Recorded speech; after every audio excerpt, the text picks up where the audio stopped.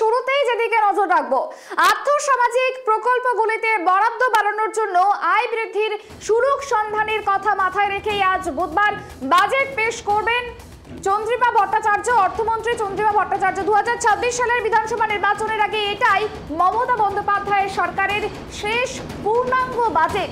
বাজেটে ঠিক কোন কোন বিষয়ের উপর নজর রাখা হতে পারে বা কোন কোন বিষয়গুলিকে গুরুত্ব দেওয়া হতে পারে সে বিষয় নিয়ে জানবো। আমাদের সঙ্গে টেলিফোন লাইনে রয়েছে প্রতিনিধি দেবযানী।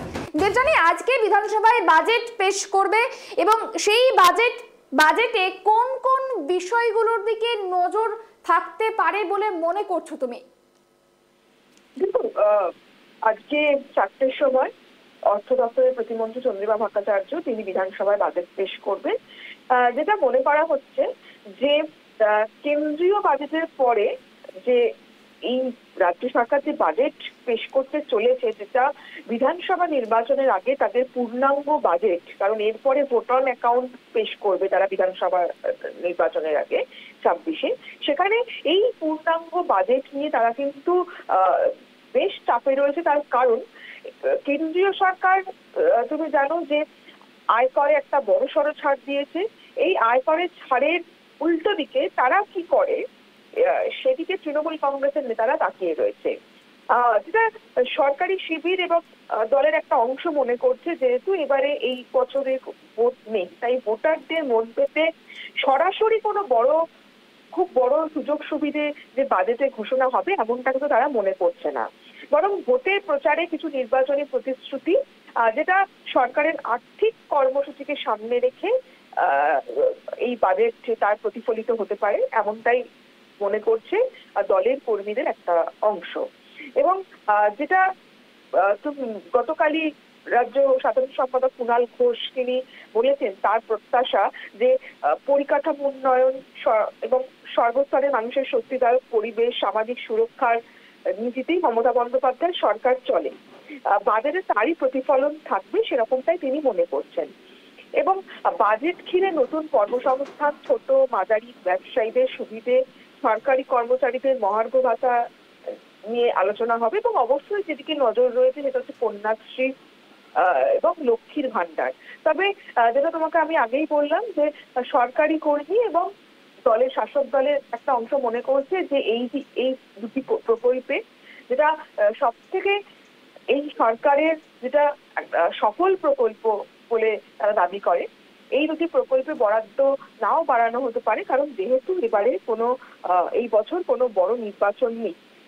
এবং যেটা গতকাল রাজ্য বাজেটের আগেই যেটা বিজেপির নেতা, বিরোধী দলনেতা শুভেন্দু অধিকারী তিনি বিজেপি অফিসে বসেই বলেছেন যে এবারে ডিএ বাড়ানো হতে পারে, 30% ডিএ বাড়ানো হতে পারে।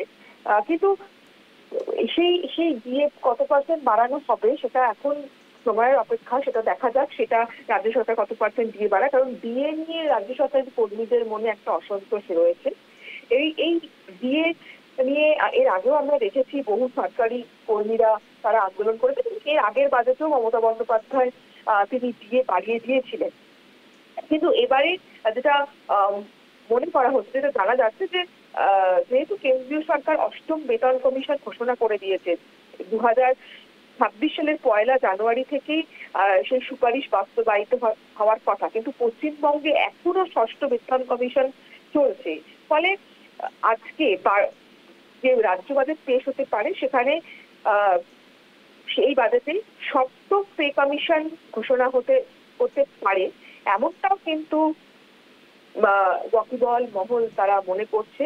যেহেতু সামনে একটা বড় নির্বাচন রয়েছে, বিধানসভা নির্বাচন রয়েছে, তো সেক্ষেত্রে চলতি বছরের 7ম পে কমিশন গঠনের কথা মমতা বন্দ্যোপাধ্যায় সরকার ঘোষণা করতে পারে।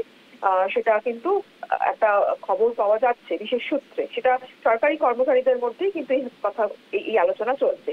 তবে 2024 সালে 4% দিয়ে ঘোষণা করেছিল রাজ্য সরকার, যেখানে বর্তমানে কেন্দ্রীয় কর্মচারীরা 53% মহার্ঘ ভাতা পাচ্ছে, সেখানে রাজ্য কেন্দ্র মহার্ঘ ভাতার ফারাক রয়েছে 39%, যেটা নিয়েও সরকারি কর্মীদের মনে ক্ষোভ রয়েছে।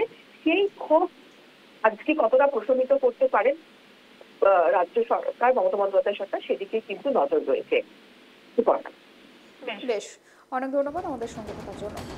যেমনটা জানা গেল যে আজকে বিধানসভায় বিকেল 4টে নাগাদ বাজেট পেশ করবেন অর্থ প্রতিমন্ত্রী চন্দ্রিমা ভট্টাচার্য, এবং এই বাজেটে মূলত রাজ্যের লগ্নি আকর্ষণের জন্য কন্যাশ্রী, লক্ষ্মীশ্রী, লক্ষ্মীর ভাণ্ডার এর মতো যে জনকল্যাণমুখী প্রকল্পগুলি রয়েছে বারে বারেই তুলে ধরেছে রাজ্য। পাশাপাশি রাজ্যের সামগ্রিক উন্নয়নের লক্ষ্যে নতুন পরিকাঠামো তৈরিতে জোর দিচ্ছে সরকার। এই দুইয়ের প্রয়োজন মেটাতে বাজেটে পর্যাপ্ত অর্থ বরাদ্দ করতে পারেন অর্থমন্ত্রী, বা এই বাজেটে অর্থ বরাদ্দ অর্থমন্ত্রীর কাছে একটা বড় চ্যালেঞ্জ বলেও কিন্তু মনে করছে ওয়াকিবহল মহল।